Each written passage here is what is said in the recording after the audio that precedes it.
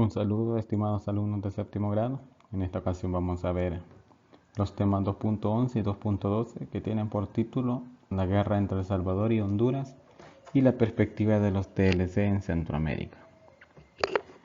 Vamos a iniciar entonces hablando de la guerra de El Salvador y Honduras. ¿Qué causó esta guerra?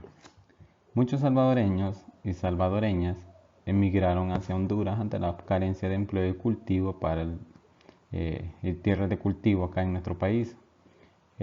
Muchos salvadoreños se fueron de nuestro país para emigrar hacia Honduras. Eso sucedió allá por el año 1930, 40, 50. El Salvador tenía una población más o menos de unos 3 millones de personas y no encontraban empleo acá ni tierra donde cultivar y decidieron irse a Honduras. Entonces se dice que muchos salvadoreños emigraron hacia Honduras. Pero ¿qué pasó? En Honduras se enfrentaban problemas sociales y económicos. Había también mucha pobreza, mucha presión social por los mismos hondureños. Falta de inversión pública, una creciente deuda externa, movimientos obreros y campesinos que buscaban una reforma agraria en 1962. Entonces, El Salvador no tenía la capacidad suficiente para dar empleo y tierras para cultivar a los mismos salvadoreños. Muchos se van hacia Honduras. En Honduras había también problemas políticos, económicos y sociales. Y aparte que Honduras se encontraba en desventaja dentro del MCCA, ¿se recuerdan? Del Mercado Común Centroamericano. Estaba por debajo de El Salvador y Guatemala. Ahora, ¿qué pasó con todo esto? Se da en 1968, Honduras toma la decisión de realizar una reforma agraria en este año, en el 1968. Y eso lo que ocasiona es que los salvadoreños que vivían en aquel país reciben acosos de las autoridades y de la población civil. Es decir, Honduras hace una reforma donde no contemplaba a los inmigrantes salvadoreños. Entonces, los salvadoreños que residían allá se vieron forzados a regresar y se dice que había muchas violaciones a los salvadoreños, a los derechos de los salvadoreños. Había mucho acoso, mucha molestia de parte de los hondureños a los salvadoreños. Y eso hace que las autoridades de nuestro país, de El Salvador, también tomen represalias contra las de Honduras. Empezó como un descontento. Ahora, hay algo bien importante. A esta guerra de El Salvador y Honduras se le conoce también como la guerra del fútbol. ¿Por qué? Días antes de esta guerra se estaba realizando un partido, se hicieron 3 partidos de fútbol para las eliminatorias del Mundial de 1970 en México. Y resulta que Honduras y El Salvador eran los rivales. En el primer partido, que fue en Honduras, lo ganó Honduras 1-0. En el segundo partido, que fue acá en El Salvador, se ganó El Salvador 3-0. Y se fueron a un partido de desempate en México. Pues resulta que en estos partidos había muchos descontentos. Ya El Salvador y Honduras tenía pleitos diplomáticos entre los gobiernos. Ya los hondureños y los salvadoreños ya tenían descontento por todo lo que les he contado anteriormente. Y en estos partidos hubo mucha pelea. Tuvo que entrar la policía. Y en el tercer partido, que fue a finales de junio de 1969, en México, pues al final terminó ganando El Salvador por un gol. Pues se dice que ese partido y los anteriores fueron como un pretexto para iniciar una guerra.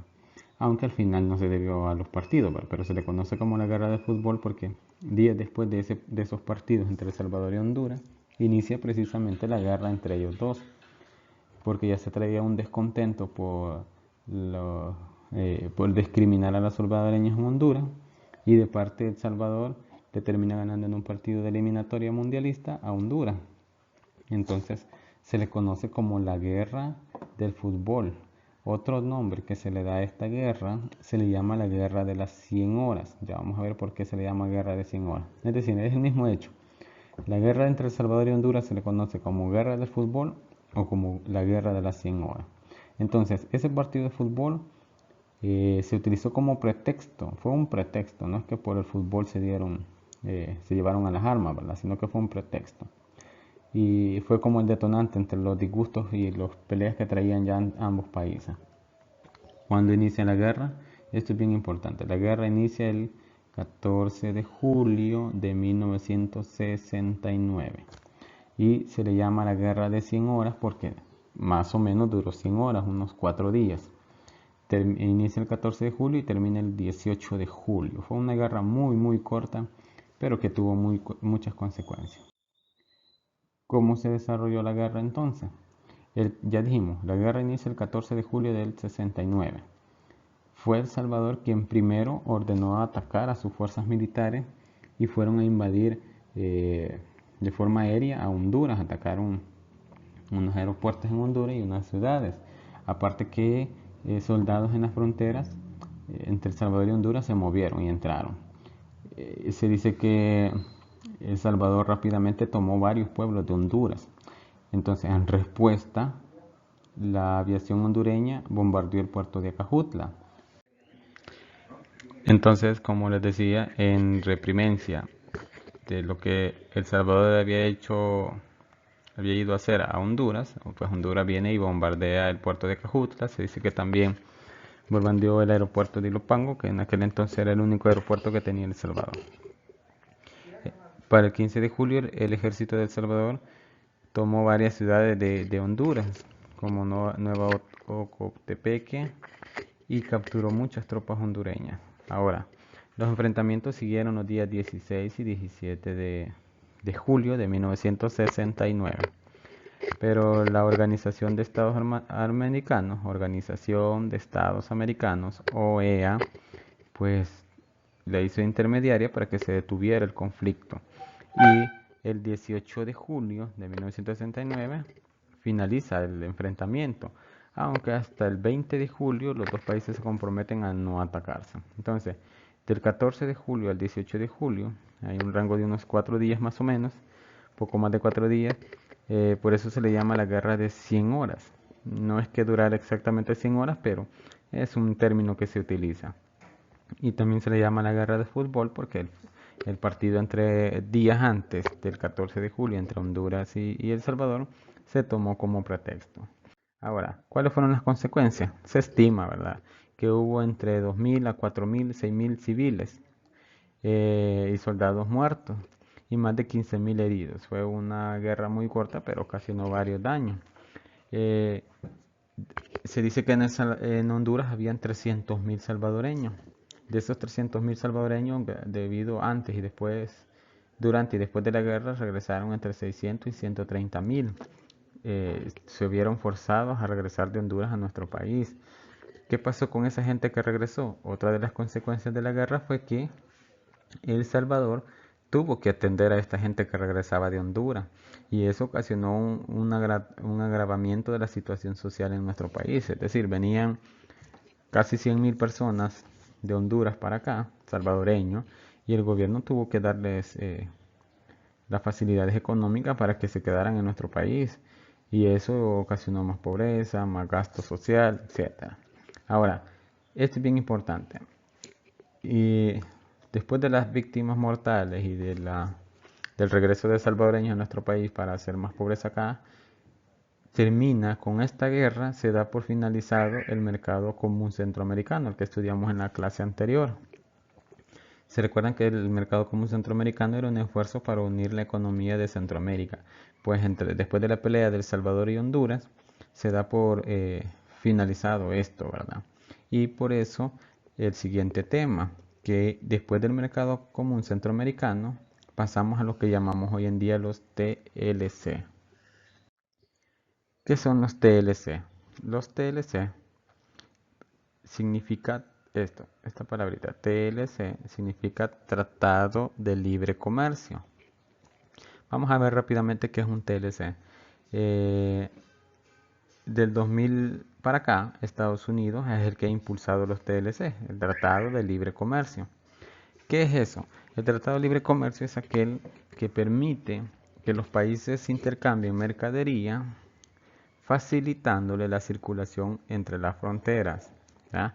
Es decir, reduciendo los aranceles, como vimos también con el mercado común centroamericano, que un país lleve mercaderías a otro y que ese otro país traiga mercaderías a nuestro país, por ejemplo. Eso se le llama Tratado de Libre Comercio, es decir, somos libres de llevar y de que nos traigan mercadería.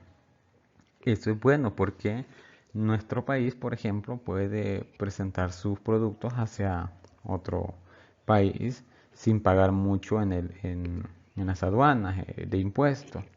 Pero también hay desventajas. ¿Cuáles son las desventajas? Las medianas y pequeñas empresas se ven, como digo, se ven en desventaja con las grandes compañías. ¿Cómo así? En nuestro país tenemos empresas, pero no son grandes empresas comparadas a otras que son internacionales. Si, por ejemplo, tenemos pequeñas empresas acá, ¿cómo vamos a competir con las grandes compañías de Estados Unidos, por ejemplo?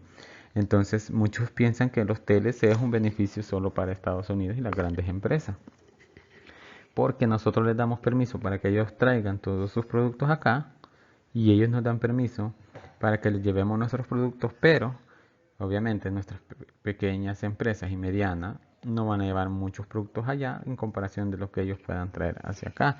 Entonces esa es una de las desventajas, aunque no todo es malo, ¿verdad? De los TLC.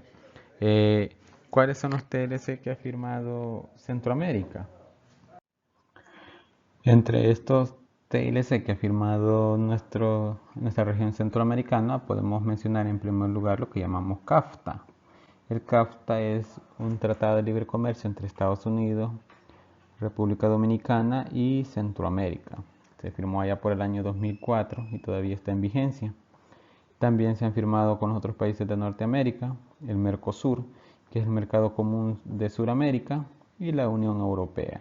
Son tratados comerciales que todavía existen hoy en día.